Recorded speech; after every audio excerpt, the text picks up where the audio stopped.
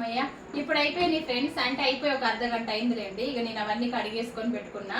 అయితే నేను పోసింది 4 కిలోల పిండి. 4 కిలోలకి నేను చేసింది మాత్రం ఇవి ఇగో 2 కిలోన్నర పిండి 3 కలుపుకున్నాలేండి. 3 కిలోల పిండి కలుపుకున్నా, 1 కిలో అయితే ఉంచుకున్నా. ఎందుకంటే అన్ని అయ్యేసరికి లేట్ అవుతుందేమో అని ఇవి 2 చేసిన. ఇవి ఓన్లీ మినపప్పు దగ్గర మళ్ళీ ప్లాస్టిక్ దాంట్లో పెట్టొద్దా నీరు. ప్రజెంట్ ఇది ఖాళీగా ఉందని పెట్టిన, ఇంకో క్యాన్ దోమలే. అయితే ఓన్లీ గుండ్ల మినపప్పు పోసిన, ఏం పప్పుండ పోసిన, గుండ్ల మినపప్పు, ఉప్పు, కారం, వాము ఎక్కువ వేసిన, జీలకర్ర వేసిన, సాల్ట్, కొంచెం అల్లం వెల్లుల్లి పేస్ట్ కూడా వేసిన. దగ్గర ఎట్లా వస్తాయంటే ఇగో ఇట్లా బొంగురుగా. టేస్ట్ అయితే అద్దరిపోతాయి తెలుసా, అంత బొంగురుగా వచ్చినాయి చూడండి.